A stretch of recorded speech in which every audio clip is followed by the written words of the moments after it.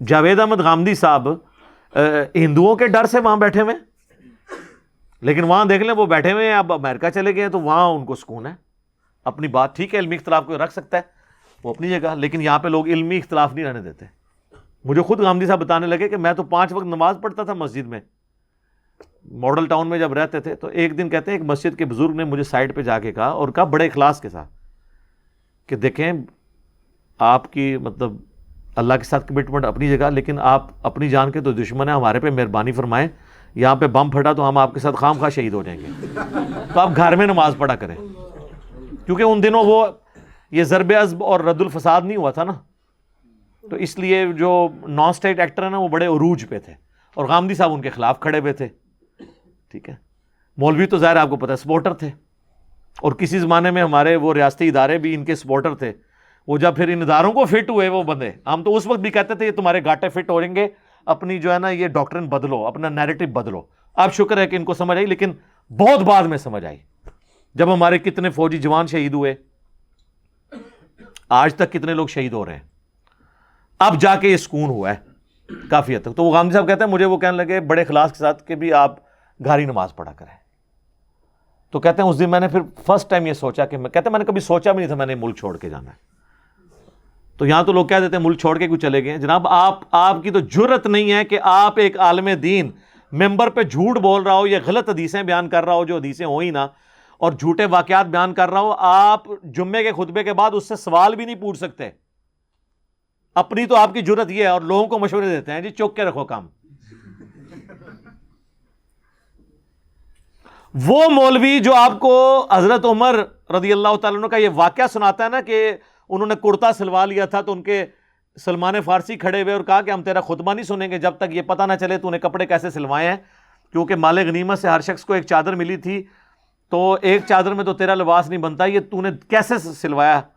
تو انہوں نے کہا کہ میرا بیٹا جواب دے گا. انہوں نے اپنی چادر اپنے باپ کو گفٹ کی، ان 2 چادروں سے ان کا لباس بنا. تو انہوں نے کہا ہاں اب تم بیان کرو، ہم سنیں گے بھی، تم حکم دو، ہم اطاعت بھی قبول کریں گے. یہ واقعہ جو مولوی بیان کر رہا ہوتا ہے نا، ممبر سے اترنے نہیں آپ نے اس کو دینا، کیونکہ حضرت عمر کو بھی ممبر پہ ہی پوچھا تھا. وہیں آپ کھڑے ہو کے پوچھیں کہ حضرت صاحب آپ 4 سال پہلے ایک سائیکل پہ آئے تھے، آج آپ نے ڈرائیور بھی اور ہونڈا سیوک رکھی ہوئی ہے، یہ کہاں سے آئی ہے؟ آپ کی تنخواہ تو 25,000 ہے، 25,000 کا تو پیٹرول نہیں اس میں پورا ہوتا. تو یہ اللہ کی اتنی مہربانی آپ پہ کیسے ہوئی ہے؟ حضرت عمر کی سنت پہ عمل کرتے ہوئے ذرا بتائیں. تو 3-4 دہشت گرد قسم کے اس کے چیلے وہاں کھڑے ہوں گے اور کہیں گے کہ آپ کو مفتی صاحب سے بات کرنے کی تمیز نہیں ہے. ایک صحیح جملہ ہے انہوں نے، یا کہیں گے آپ ذرا کمرے میں تشریف لیں. کمرے نہیں جانا، ہاں کمرے گئے تو ہوتا جنت ہی پہنچا دیں تو. ہاں جی کمرے نہیں جانا. انہوں نے کو تقریر باہر کی تھی جی، جواب بھی باہر دو، کمرے نہیں جواب دینا. تقریراں کر دیو باہر ممبراں ہوتے ہیں تو جواب لینا سے کہا دیو کمرے جاؤ، تھوڑا اکرام مسلم کریے.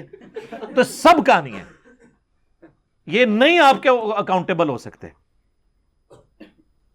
صرف آپ ان کی تقریریں سن لیں. اللہ کے نبی چٹائی پہ بیٹھتے تھے تو ہی بہنا نہ چھوڑ دیں میرے بھائی. ان کا لیونگ سٹینڈرڈ آپ دیکھیں، آپ حیران ہو جائیں گے. کوئی پرائم منسٹر، کوئی آرمی چیف اس لائف کو نہیں انجوائے کر رہا جو یہ لوگ کر رہے ہیں. آرمی چیف یا پرائم منسٹر کی تو عزت لوگ اس کے عہدے کے دبدبے کی وجہ سے کریں گے، اور اتنا ہی عرصہ کریں گے جتنے دن ہے وہ. بعد میں آپ دیکھ لیں آج مشرف کا کیا حال ہو رہا ہے. لیکن علماء وہ ہیں جن کی لوگ اندر سے عزت کرتے ہیں اور مرتے دم تک کرتے ہیں، وہ ریٹائر بھی نہیں ہوتے. کیوں کہ وہ انہوں نے ان کو جنت میں لے کے جانا ہے نا.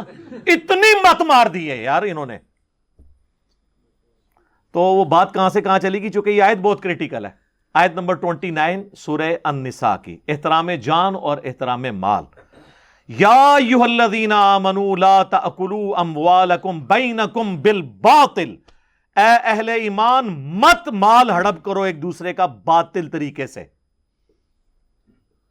الا ان تکونوا تجارۃ عن تراض منکم، ہاں تم مل جل کر کوئی پارٹنرشپ کر کے تجارت کے ذریعے کوئی مال کماتے ہو کہ آدھا وہ پارٹنر ہے آدھا آپ ہیں اور کمائی ہوتی ہے، یا ایک سلیپنگ پارٹنر ہے، محنت دوسرے کی ہے، سرمایہ اس کا تھا تو اب اس کی جو انکم ہے ظاہر ہے اگرچہ آپ کا سرمایہ نہیں تھا لیکن محنت تو آپ کی ہے نا. تو اب اس کے مال سے جو کمائی ہے وہ تو آپ کھا سکتے ہیں، وہ کاروبار ہے مداربہ یا مشارکہ کی شکل میں، ویسے نہیں کسی کا مال ہتھیا سکتے۔ وَلَا تَقْتُلُوا أَنفُسَكُمْ، اور مت اپنے آپ کو قتل کرو۔ یہاں اپنے آپ سے مراد ہے کہ ایک مسلمان کو مارنا گویا اس نے اپنے آپ کو ہی مارا ہے، اس نے اپنے معاشرے کا قتل کیا ہے، یعنی ایک دوسرے کو قتل مت کرو۔ ان اللہ کان بکم رحیما، بے شک اللہ تعالی بھی تو تمہارے ساتھ بڑی مہربانی فرمانے والا ہے۔ جب اللہ تمہاری نافرمانیاں دیکھ کر بھی تمہارا روٹی پانی بند نہیں کر رہا، تو تم بھی جو ہے نا انسان بن جاؤ، آدم کے بچے بنو، شیطان کے بچے نہ بنو۔ شیطان نے اپنی غلطی پہ جسٹیفیکیشن دی تھی اور آدم نے اپنی غلطی پہ معافی مانگی تھی۔ تو آدم کے بچے بنو۔ آدمی کون ہوتا ہے؟ جو آدم کی اولاد میں سے ہو۔ تو اللہ تعالیٰ بھی تو رحم فرمانے والا ہے۔ تو یہاں پہ احترام جان اور احترام مال آیا ہے، ایک دوسرے کو قتل بھی نہیں کرنا اور ایک دوسرے کا مال بھی ہڑپ نہیں کرنا۔ تو یہ بڑی کریٹیکل آیت ہے۔ اس آیت کے کانٹیکسٹ میں ایک حدیث ہے صحیح مسلم کے اندر، اب چونکہ اس آیت کے ساتھ وہ ریلیٹڈ ہے میں اس لیے بیان کر رہا ہوں۔ صحیح مسلم میں حدیث ہے انٹرنیشنل نمبر کے مطابق 4776، جو ہم نے اپنے کربلا والے ریسرچ پیپر میں بھی ڈالی ہوئی ہے، کہ عبد الرحمن بن عبد رب کعبہ ایک تابعی ہیں، وہ کہتے ہیں کہ میں خانہ کعبہ شریف میں داخل ہوا اور میں نے دیکھا کہ حضرت عبداللہ بن عمر بن عاص جو صحابی ہیں، وہ خانہ کعبہ کی دیوار کے ساتھ ٹیک لگائے ہوئے اصحاب کو، اپنے ساتھیوں کو، تابعین کو حدیث بیان کر رہے ہیں، جس حدیث کے اندر وہ ترغیب دلا رہے ہیں کہ اپنے حکمران کی اطاعت تم پہ ضروری ہے۔ تو وہ بیٹھ کے حدیث سنتے رہتے ہیں۔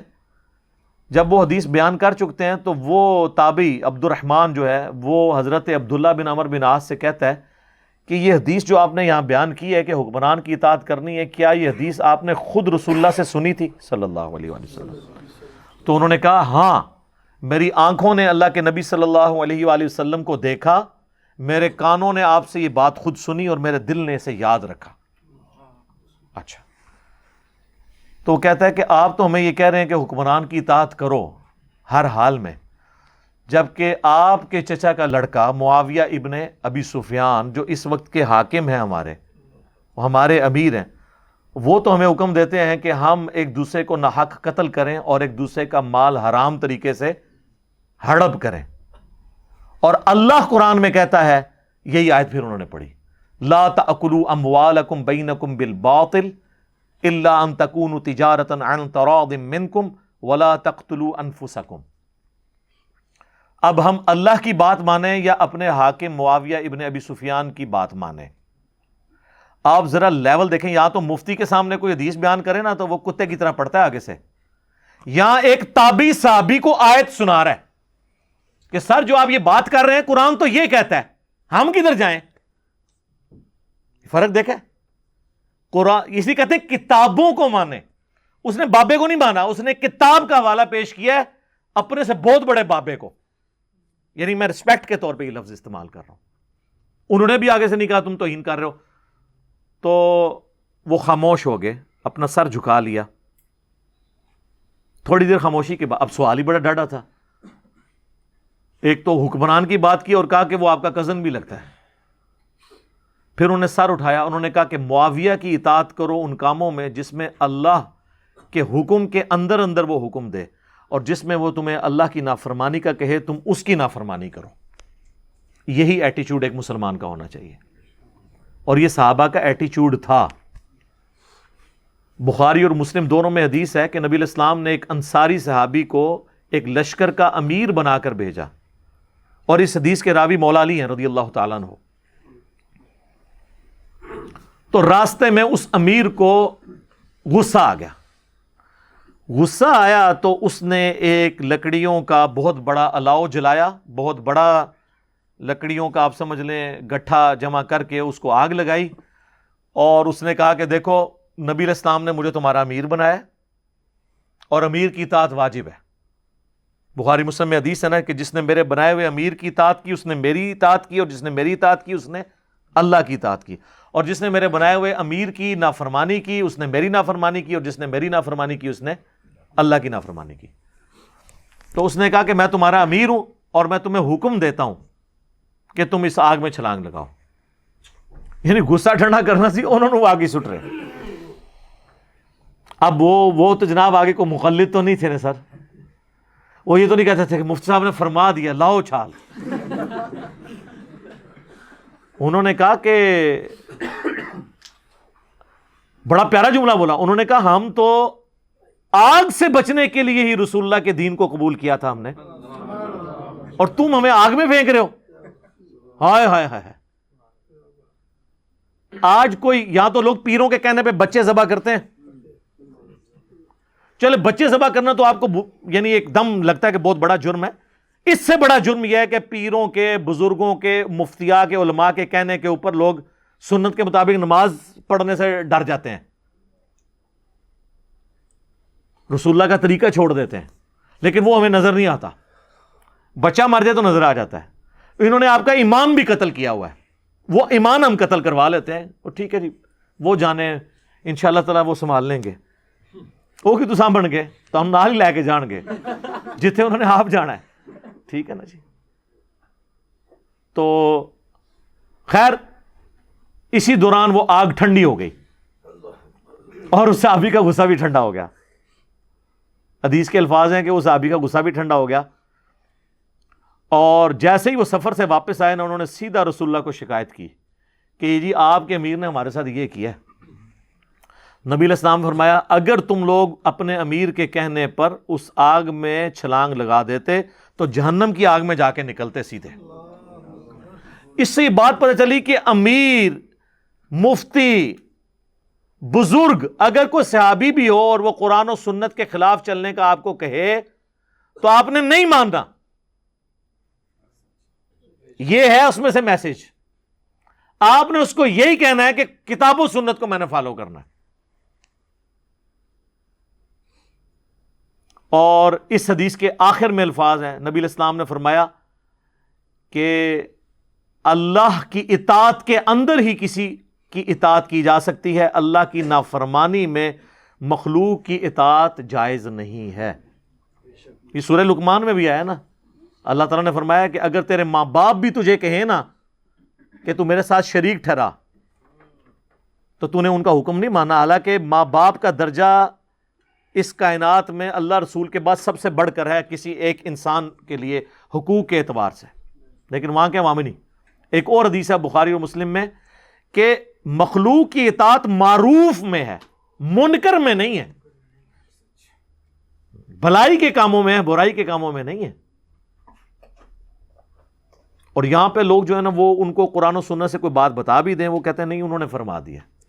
یہ سر یہ جو سلوگن ہے نا کہ مرنے سے پہلے اے مسلمان کر لے اس پہ غور, کتابوں کا خدا اور ہے بابوں کا خدا اور, اس کے بغیر چارہ نہیں ہے. کیونکہ بابے تو اپنا اپنا کام ڈالیں گے, بابوں کے شر سے بچنے کے لیے کتابوں سے جوڑنا پڑے گا, اور کتابوں سے آپ جوڑیں گے تو بابوں کے شر سے خود بخود بچ جائیں گے. اصل چیز یہ ہے کہ, اور پھر یہ بات لاجیکل بھی ہے, یہ بابوں کی عزت کیوں ہوتی ہے؟